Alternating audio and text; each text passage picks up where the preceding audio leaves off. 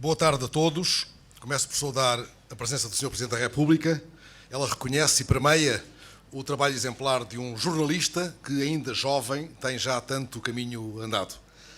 Este livro é o resultado desse caminho, percorrido com brio, talento e coragem, por alguém que desde o início sabe ao que vai. Mário Cruz, a quem agradeço o convite para a apresentação deste livro, não foi surpreendido por um tema, digamos, inesperado, numa qualquer deriva sob a luz intensa de África. Ele quis fazer isto, quis contar esta história e não outra. Procurou avidamente estas imagens, lutou bravamente por elas, correu riscos muito sérios para as obter. Levou à letra o aviso do grande repórter Kapuscinski de que o verdadeiro jornalismo é o intencional, ou seja, aquele que tem uma finalidade e visa produzir algum tipo de mudança. Há uma luz da África e ela pode até cegar-nos. Mário Cruz escolheu a escuridão, o caminho da sombra. Mas a escuridão tem muito que se veja. Não me refiro à escuridão de quando falha a luz elétrica, e sabemos o quanto esse é um quadro frequente em África, também em Dakar, uma das cidades por cujos labirintos este livro nos leva no mais esconso do escuro. Este escuro cresce no avesso dos dias banhados pela luz da África, pois há uma luz da África. Não há muito tempo, Haroldo Castro, um fotojornalista brasileiro cujas lentes fixaram imagens cativantes em todo o mundo, percorreu com o filho dezenas de países do continente africano e dessa viagem resultou um livro que chamou justamente Luzes da África. Pai e filho fotografaram igrejas esculpidas na rocha, em Lalibela, no norte da Etiópia, ou mulheres vendendo colares coloridos no Togo. Ora, Mário é filho de fotógrafo e a sua infância cresceu rodeada de máquinas fotográficas. Enquanto os seus amigos se agarravam às consolas, ele descobria as máquinas de fazer imagens e assim foi desvendando desde cedo os mistérios de uma arte que tece entre luz e sombra o seu fio singular. Tal singularidade, como a descreveu Cartier-Bresson, só é almejada se colocar na mesma linha a cabeça, o olhar e o coração. O já aqui citado Kapuscinski, que escolheu em África a fórmula agora retomada por Mário Cruz, disse o mesmo por outras palavras. Os cínicos não servem para este ofício. Ora, o ofício de que aqui se trata é o jornalismo. E não por acaso tenho vindo a referir-me a Mário Cruz como jornalista, sem mais. É isso que ele é, um repórter, um jornalista que usa a máquina fotográfica. Mário está agora sozinho em Bissau, cobrindo para a agência Lusa as primeiras eleições presidenciais após a morte de Nino Vieira. Tem 22 anos. Escuta, repetida e insistentemente, relatos ainda imprecisos de casos de crianças desaparecidas. Miúdos que, em lugares junto à fronteira com o Senegal, jogam à bola e, entretanto, deixam de ser vistos. Escuta frases perturbadoras. O filho da minha vizinha vai ser escravo. A luz da África não ofusca a sua percepção de que algo monstruoso se foi erguendo na capital de um país cujo primeiro presidente foi um poeta e um humanista respeitado no mundo. Um fio ténue, muito ténue e tortuoso, ganha contornos cada vez mais precisos. Ao fim de 6 meses de investigação, Mário Cruz consegue estabelecer uma rede de contactos, reúne algum dinheiro, junta folgas e férias e parte na pista dos talibés. Ele pretende reunir provas da existência de uma rede de mendicidade organizada em antigas escolas corânicas que servem de fachada agora a uma nova forma de escravatura. Sabe-se que o recrutamento tradicional junto das famílias pobres já não é suficiente para os fins pretendidos e sucedem-se casos de tráfico de crianças. Mário pretende obter imagens até então nunca reveladas do que se passa no interior das Daaras, em Dakar, São Luís, Tubá. Pretende obter provas dos maus tratos físicos sofridos pelos talibés. As crianças com idades compreendidas entre os 5 e os 15 anos, muitas vezes entregues pelas famílias aos marabus, os professores, na verdade, organizadores de uma vasta teia de escravatura infantil. Noutros casos, são crianças raptadas em países vizinhos, principalmente no norte da Guiné-Bissau. Calcula-se que 50 mil talibés tenham sido apanhados nesta vasta teia. Eles vagueiam pelas ruas, obrigados a praticar a mendicidade 8 horas por dia, assim enriquecendo os marabus que os submetem a maus tratos físicos, incluindo violações, e muitas vezes os mantêm acorrentados no interior das Daaras. Esta é uma realidade da qual se tinha um conhecimento apenas difuso. Não havia imagens que comprovassem a escala do terror que permite manter uma poderosa máquina de enriquecimento sustentada justamente na escravatura infantil. Um jornalista senegalês tinha conseguido fotografar com um telemóvel o interior de uma destas ditas escolas corânicas, mas teve o descuido de assinar a reportagem cortaram-lhe as mãos. É conhecido um outro caso de um repórter da televisão dos Estados Unidos que tenta há 3 anos, sem sucesso, imagens do interior das Daaras. Mário Cruz nos dirá como conseguiu saltar o muro e avançar por dentro do escuro. E nos dirá o modo como, através de uma ONG local, estabeleceu, um certo dia, um acordo com os responsáveis de uma Daara e quais os limites que lhe foram impostos e por que decidiu ir além desses limites. É que a escuridão tem muito que se veja. Talvez ele nos conte, nesse caso, o que sentiu quando viu chicotear crianças que se enganaram ao ler uma passagem do Corão. Ele estava lá, no mais escuro do escuro, escondido, acocorado dentro do escuro. Teve de engolir a fúria para fotografar a punição seguinte. E teve de apertar a mão que usou o chicote. E teve de esconder as imagens mais cruas, aquelas que os seus olhos não teriam querido ver e não teriam podido ver.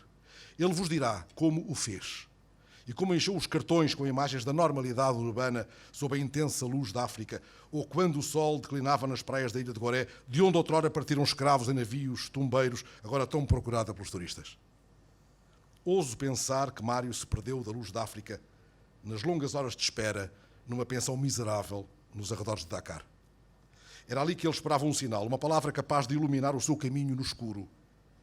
Muitas vezes tinha de pôr uma toalha na frincha da porta para evitar que as baratas entrassem. Chegava à pensão depois de fotografar as crianças que dormiam amontoadas no chão de uma Daara e não tinha com quem desabafar. Absolutamente sozinho. Não deveria confiar sequer na própria sombra, sabendo que tinha em seu poder imagens que o poderiam condenar à morte. Ele vos dirá onde as escondeu, até que as pudesse pôr a salvo. Até que um dia viu, na cidade de Tubá, lá onde existe a maior mesquita da África, crianças acorrentadas. Por causa dessa imagem, ele rompeu um acordo e teve de sair atribuladamente da cidade por estradas de terra batida em direção a Dakar. Ele vos dirá as consequências felizes que este trabalho teve, entretanto, e não me refiro já apenas ao prémio internacional que lhe foi justamente atribuído, mas àquilo que mudou por causa deste livro no cotidiano das crianças perdidas de Dakar. Mário esteve 3 semanas e meia no Senegal, 2 semanas em Bissau. Lembras-te da luz da África, Mário? E do sol do Senegal? Antes de abrir este livro com o cuidado de quem entra na escuridão de uma casa cheia de perigos, quero falar do sol do Senegal. Eu não estive senão 1 hora, talvez um pouco mais, em Dakar, confinado ao interior de um avião em escala breve para outra cidade africana. Da janela do avião estacionado na placa do aeroporto de Leopoldo Senghor, não vi sequer os braços desesperados do baobab, aquela árvore que, segundo uma velha lenda da África, cumpre um castigo dos deuses e por isso parece ter sido enterrada pela copa, estando as raízes erguidas ao alto como braços em desvario. O que retenho de Dakar é o bafo de calor que me cortou a respiração quando me aproximei, por breves instantes, da porta aberta ao fundo do avião. Mas agora que revivo esses instantes, lembro-me de uma história lida há tempos sobre uma fotógrafa chamada Beth Moon, que viaja por África, registando as imagens das árvores mais antigas do mundo à luz do céu estrelado. Durante o dia, ela caminha ao lado de um guia que vai marcando com pedras as árvores selecionadas. À noite regressam ambos e ela fotografa finalmente as árvores, muitas vezes baobabs. Usa apenas a iluminação do céu estrelado. Imagino-a a fotografar a árvore dos braços desesperadamente erguidos ao céu, naquela noite, naquela precisa noite, em que Mário Cruz fotografou o rapaz com correntes nos tornozelos. O rapaz assustado ergue no escuro os seus braços de baobab, aflito. Beth e Mário mostram-nos o tanto que se pode ver na escuridão. O tanto que se pode ver neste livro, agora. Foi isso que espantou os participantes no maior encontro de fotojornalismo do mundo, o Visa pour l'Image, em Perpignan. Foi esse tanto que interessou a Newsweek, dando a estas imagens uma montra decisiva em vésperas da atribuição do World Press Photo. Já um outro trabalho de 2014, a que Mário chamou Teto, e para o qual reuniu imagens da pobreza que a sociedade portuguesa desconhece, foram acolhidas pelo New York Times. Também nesse trabalho, Mário Cruz fez valer a norma segundo a qual o jornalismo que interessa é o intencional, aquele que tem uma finalidade e visa produzir algum tipo de mudança. Também nesse caso, ele saltou muros e descobriu a Lisboa escondida, os lugares ocultos, ocupados pelos que perderam um teto, os sem-abrigo que não vivem na rua, os que se perdem da luz de Lisboa. Entremos, pois, na casa de sombras que este livro é, nas páginas que se abrem num jogo de tabiques, de biombos, de labirintos, de que não sabemos encontrar a saída. Há, aliás, uma sequência avassaladora no meio deste livro. É aquele momento em que passamos do escuro absoluto, da noite em pleno breu, para um assomo, um leve assomo de luz, uma espécie de luminescência irradiada, talvez do chão, onde se alinham corpos de crianças. São talibés que dormem amontoados naquele chão de uma daara em São Luís. Nesta daara, que alberga 30 crianças, não há água nem luz elétrica. No livro há um lá fora, não menos claustrofóbico, não menos sombrio. Uma espécie de névoa envolve os meninos sonâmbulos junto à ponte de São Luís, ou os que vasculham nas lixeiras a outra face da mesma moeda, ou os talibés que vagueiam pelo cemitério onde muitos dos seus companheiros de cativeiro e de mendicidade estão já sepultados. É muito escuro cá dentro do livro. Não apenas na página de onde um talibé cego parece fitar-nos com os olhos de onde o sol de Dakar foi engolido para sempre pelo mar. Por vezes, temos de habituar os olhos ao escuro que habita este livro, tal como Mário Cruz habituou os olhos ao que o escuro das daaras lhe ia revelando. Mário espera, pacientemente espera, escondido, anichado tão perto do sono dos talibés. Já lá está sem que o tenham visto chegar, quando são acordados para a leitura do Corão, quando choram ao recitar o Corão, talvez por pressentirem o chicote que lá vem do castigo. Não se apercebem da sua presença, mas ele vai transportar o que o escuro oculta. Está ali para resgatar o fogo de uma verdade escondida. Não é Prometeu, nem pretende provocar a ira dos deuses, mas o seu olhar queima aqueles que, em nome de um Deus ausente, erguem códigos de desonra. O seu não é o olhar de um anjo vingador, mas o de um anjo da guarda no escuro, se posso dizer assim. Um olhar que nunca abdica do pudor. Terá o talibé cego tateado aquela tábua de caligrafia vagamente iluminada que a algures nos é revelada por Mário Cruz? Chegado a essa página, lembrei-me do cego estrelinho de uma das histórias abençonhadas do Miyakoto. Ele não fazia cerimónia no viver. O sempre lhe era pouco e o tudo insuficiente. Ele dizia, tenho de viver já, se não esqueço-me. Assim estas crianças acorrentadas ao escuro, pousará sobre elas algum dia a luz da África? Fechadas no país que foi presidido por um poeta, chegarão a ler algum dia os versos de um antigo poema sobre o sol do Senegal, justamente sobre o sol do Senegal, escrito nos anos 70 por João Cabral de Melo Neto, que foi embaixador do Brasil em Dakar. Diz assim o poema, que é curto. Para quem no Recife se fez à beira-mar, o mar é aquilo de onde se vê o sol saltar. Daqui se vê o sol não nascer, se enterrar. Sem molas, alegria, quase murcho, lunar, um sol nonagenário no fim da circular, abúlico, incapaz de um limpo suicidar. Aqui deixa-se manso corroer, naufragar, não salta como nasce, se desmancha no mar. Ora, foram necessárias mais de 3 décadas para que a família do poeta, João Cabral de Melo Neto, divulgasse, entretanto, os curtos versos, ainda mais curtos que este, quase legendas, que ele fez para as fotografias da neta Dandara, recebidas precisamente quando estava em Dakar. Para matar as saudades da neta, que tinha 2 anos nesse tempo, ele fazia um poema por cada foto que chegava do Brasil. Um desses curtíssimos poemas diz simplesmente: Dandara, de corpo inteiro, com teus olhinhos metade, mostras que sabes o que é e pode ser humanidade.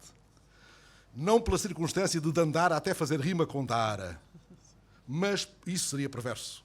Mas porque este livro sobre as crianças escravas afrontou o medo do escuro, antevejo as imagens-poema que Mário Cruz há de enviar de um outro qualquer lugar longe do mundo para um filho que lhe venha.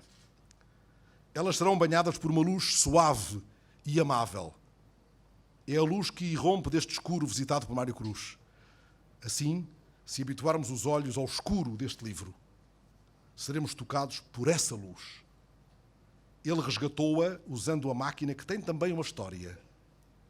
Mário a revelará porque essa história ajuda a perceber a dimensão ética do seu trabalho.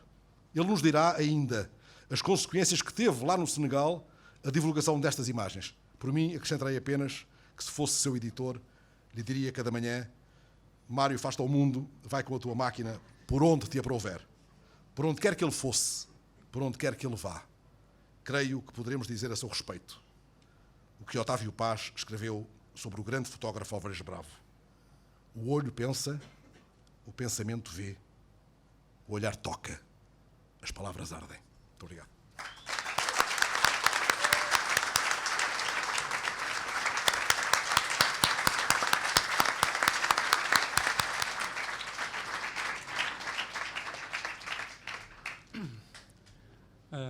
tarde a todos. Em primeiro lugar, naturalmente, quero agradecer a presença de Sua Excelência, o Sr. Presidente da República, Professor Marcelo Rebelo de Sousa. É uma grande honra contar com a sua presença. Em segundo lugar, quero agradecer naturalmente também ao Fernando por ter aceito prontamente o meu convite, embora seja extremamente ingrato falar a seguir ao Fernando. E em terceiro lugar, queria também agradecer a presença de todos. Muitos de vós contribuíram também para a criação deste livro e por isso sinto-me imensamente feliz por estarem aqui na apresentação do mesmo. Para mim, para além de ser uma apresentação e um lançamento, é também uma celebração do fotojornalismo.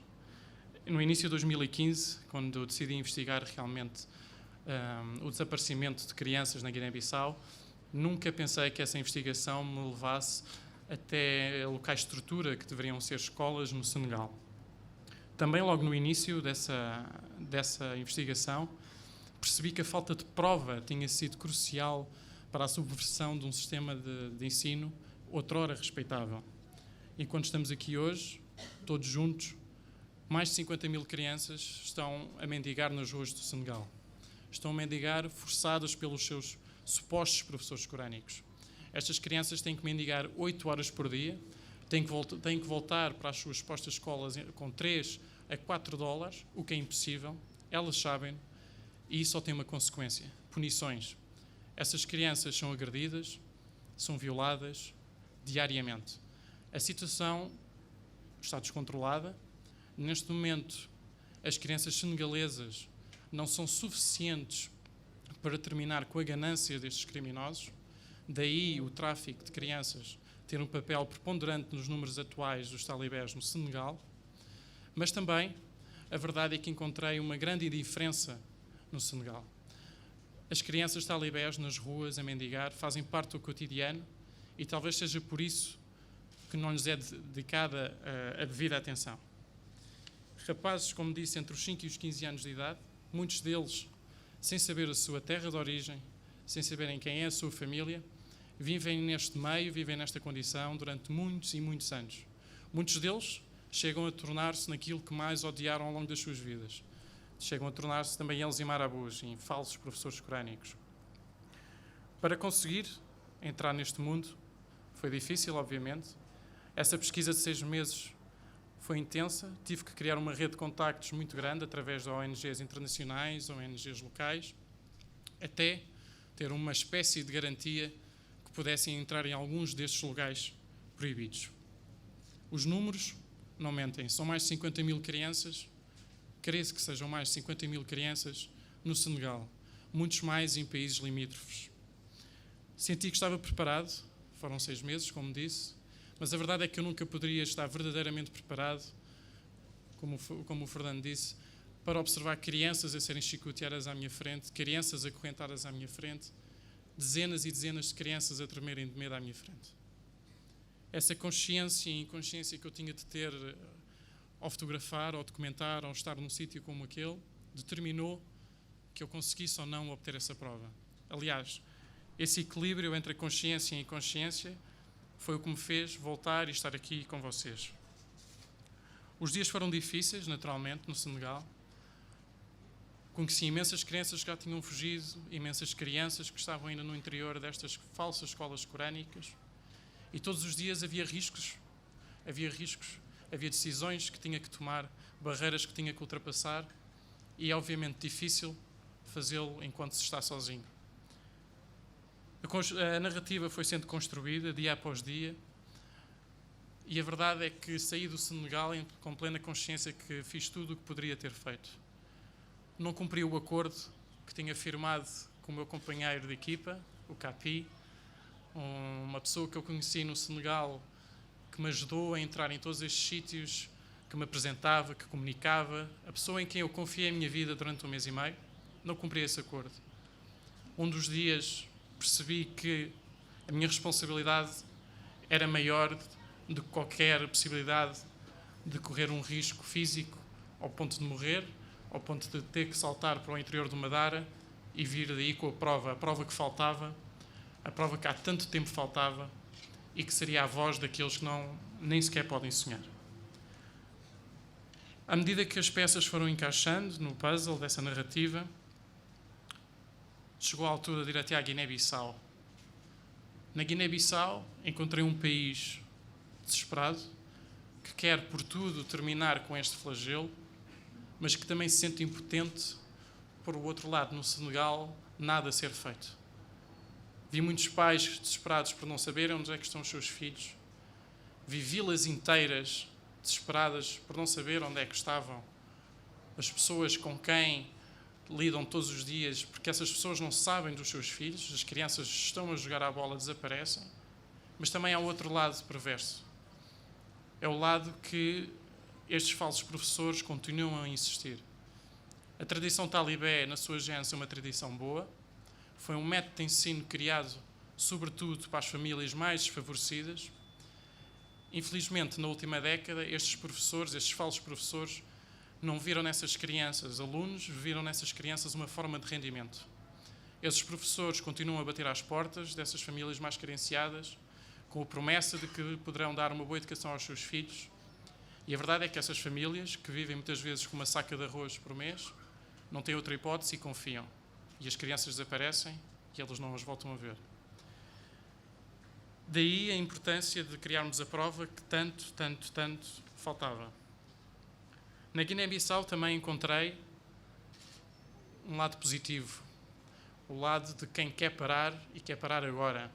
Encontrei a AMIC, uma associação que já trabalha há muito tempo no resgate das crianças, embora seja um processo extremamente complexo, porque muitas destas crianças realmente não sabem quem são as suas famílias e de onde vêm. E encontrei um governo pronto a tomar medidas concretas para parar com o tráfico de crianças. O voltar ao meu país. Voltar ao meu país teve um misto de sentimentos, naturalmente. Tive 1 mês e meio no Senegal, a assistir à violação de direitos humanos todos os dias, e de repente volto ao ambiente em que cresci, que nada tem a ver com isso. Seguiu-se a publicação, naturalmente, que também é um processo, curiosamente, bastante difícil. Não tão difícil como foi obter as provas, mas igualmente difícil na medida em que é difícil mostrar estas imagens, este tipo de trabalho, ao mundo, seja em Portugal, seja lá fora. Mas consegui vencer estas dificuldades. O trabalho acabou por ser publicado na revista norte-americana Newsweek, curiosamente, 24 horas antes do anúncio do World Press Photo. O World Press Photo trouxe uma visibilidade, aquela que eu sempre procuro em todos os meus trabalhos, não para mim, mas para os temas que eu documento. E essa visibilidade teve um efeito muito rápido. Nas 24 horas seguintes ao anúncio do World Press Photo, 28 crianças foram resgatadas. E isso foi só o início. Seguiram-se o Picture of the International, seguiu o Prémio Estação Imagem, e foi aí que também surgiu a ideia deste livro. O livro partia de um objetivo muito simples: criar uma prova física dos abusos de que mais de 50 mil crianças sofrem. O convite foi feito pela Photo Evidence, uma editora que publica exclusivamente trabalhos relacionados com direitos humanos. E, portanto, como todos nós sabemos, o World Press Photo, a Estação Imagem, a revista Newsweek, não chega a Portugal como chega ao Senegal, como chega à Guiné-Bissau, e, portanto, a urgência de criar essa prova física levou-nos a arriscar e aceitar o desafio de fazer uma campanha de crowdfunding que muitos de vós acabaram por participar. O objetivo era simples: informação, acesso à informação. Eu acredito que a mudança só acontece se estivermos informados. Daí o livro ser distribuído, e neste momento, enquanto falamos, está a ser enviado para o Senegal e para a Guiné-Bissau, para ser distribuído por escolas, bibliotecas e associações locais. O livro servirá também de uma ferramenta para todas as organizações que trabalham com estas crianças 24 horas por dia e que, de outra forma, não teriam essa ferramenta para pressionar e para ganhar apoios. Como consegui criar o livro? O crowdfunding, como falei há pouco, foi difícil, foi um desafio novo, não sei se voltarei a repetir, foram muitas noites mal dormidas, mas conseguimos. Conseguimos com mais de 300 apoios individuais e alguns apoios institucionais, como é o caso da Fundação EDP. Aproveito para agradecer ao Jamel dos Santos, que está aqui entre nós, o apoio que deu, à Bolsa de Exploração Nomade e, claro, à FNAC, que acabou por dar o último empurrão e fazer com que este livro se tornasse uma realidade. Terminou a campanha, curiosamente, perto do dia 1 de junho, o Dia da Criança. Nessa altura, eu contactei o Ministério da Justiça senegalês, informando-os que os livros chegariam dentro de meses e que esses livros poderiam ajudar a explicar melhor o que se está a passar. E a reação não podia ser melhor. O presidente senegalês ordenou, pela primeira vez na história do país, que todas as crianças que fossem encontradas a mendigar nas ruas do Senegal fossem ajudadas, fossem resgatadas pela polícia e que as suas escolas fossem sinalizadas como ilegais se não terminassem com essa prática. Todos os dias, desde junho, essa operação ocorre, essa operação policial, ocorre com a distribuição de panfletos. E nesses panfletos estão muitas das fotografias que estão neste livro, que servem como prova, a prova que faltava. Até hoje, desde junho, crê-se que já tenham sido resgatadas mais de 500 crianças. O trabalho ainda agora começou, o livro ainda não chegou, vai chegar brevemente e tem de ser usado mais corretamente e mais proativamente possível. Eu acredito, e por isso disse no início desta apresentação, que para além de ser um lançamento, para além de estarmos a apresentar um livro, é uma celebração do fotojornalismo. É um sinal de que o fotojornalismo está vivo, que nunca poderá deixar de estar vivo, tem o seu papel, um importante papel na criação de diálogo, na criação de discussão, na consciencialização humana, e o fruto é este, um projeto que começou comigo, terminou com centenas de pessoas. E, portanto, hoje que estamos a apresentar este livro, não é o livro do Mário Cruz, é o livro de todos nós. Não posso deixar de dar uma palavra especial a uma pessoa que sempre me acompanhou, a Patrícia de Mel Moreira. Sem dúvida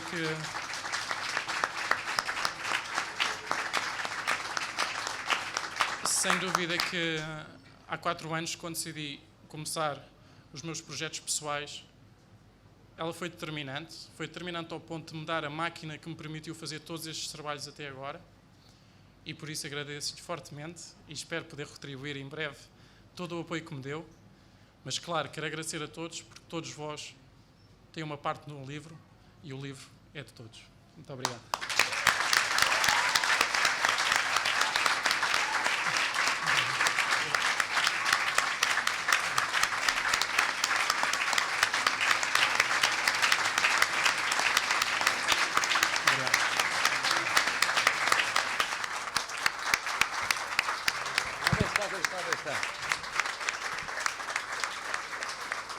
Ora, boa tarde.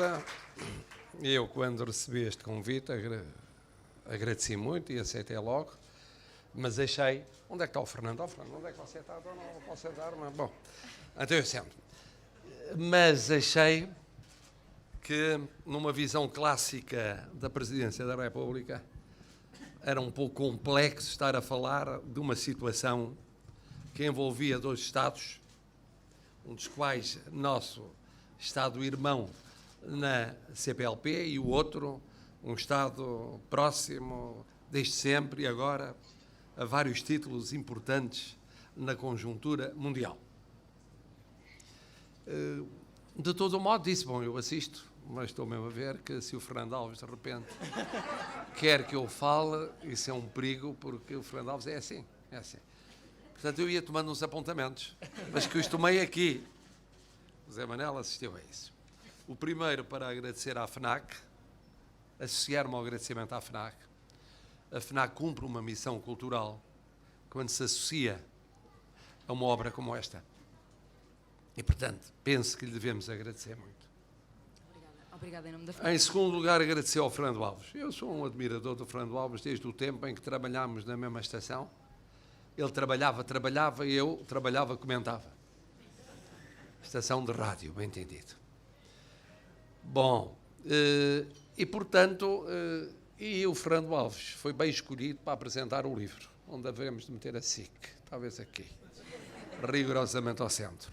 Bom, porquê? Porque o Fernando Alves é um exemplo de luta pela liberdade.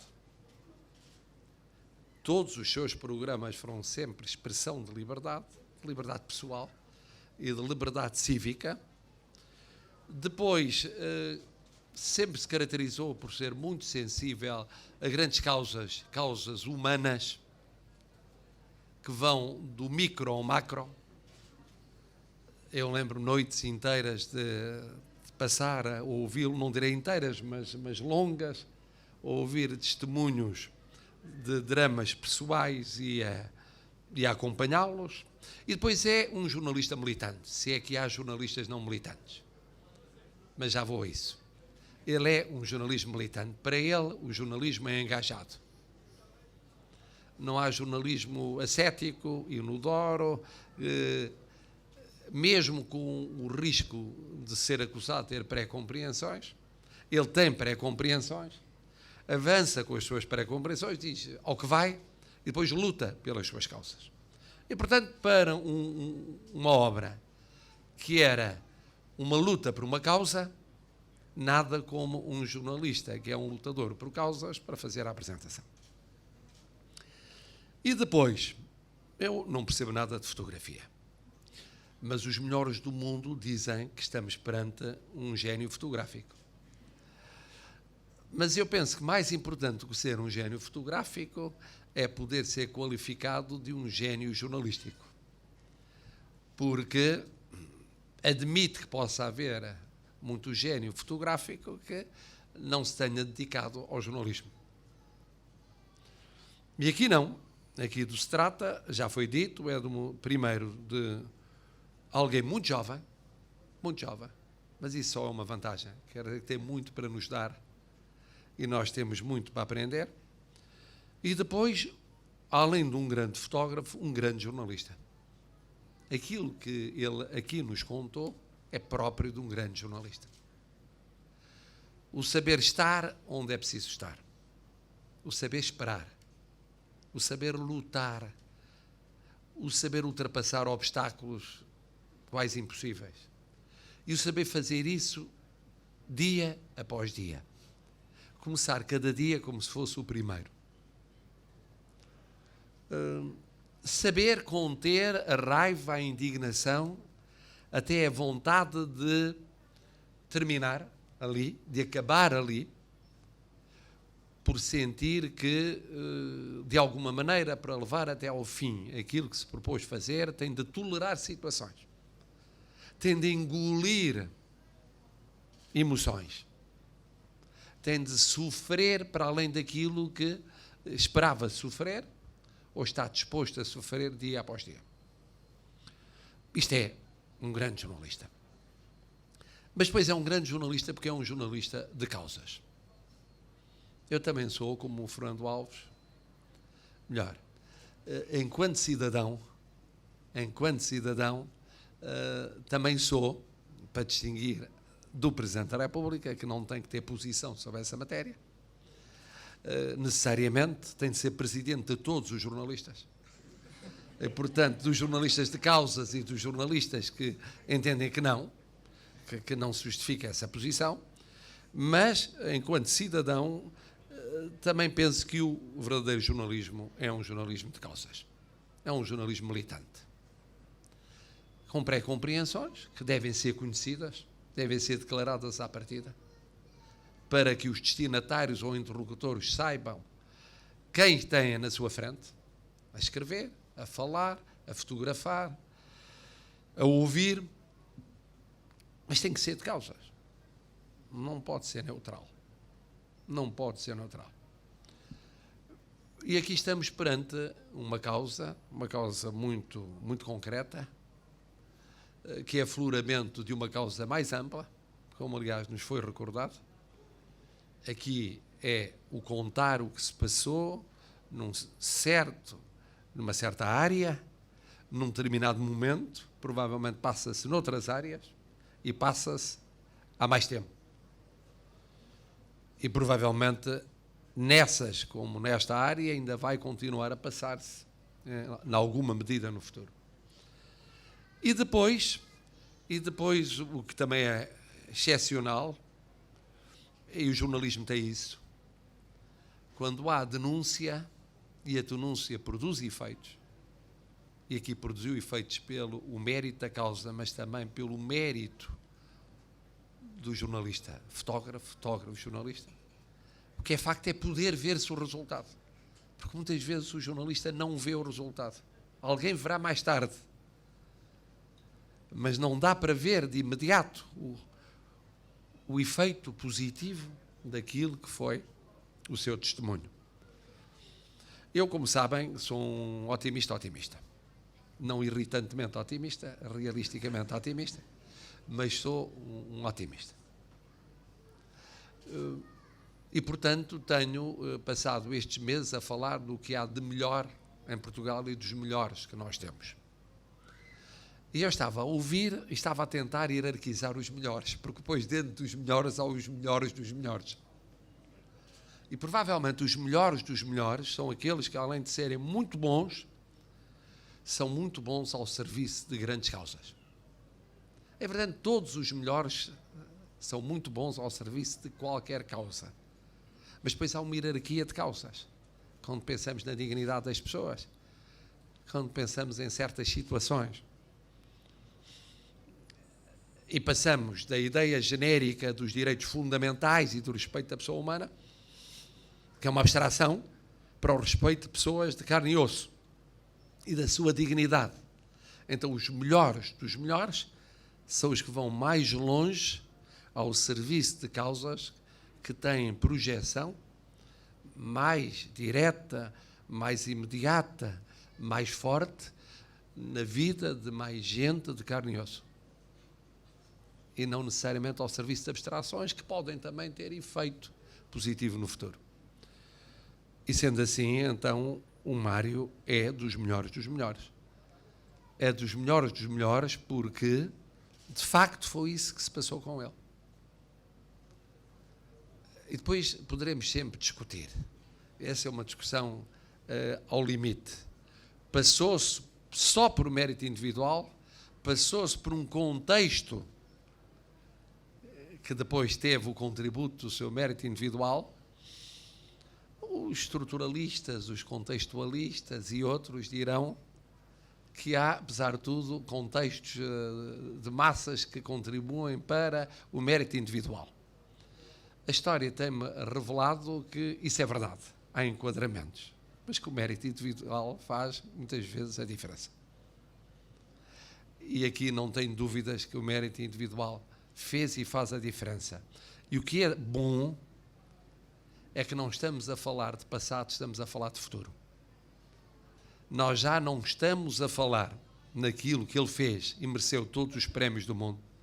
Estamos a falar naquilo que ele vai fazer e vai tornar muito felizes muitas crianças e muitas não crianças em todo o mundo. Muito obrigado.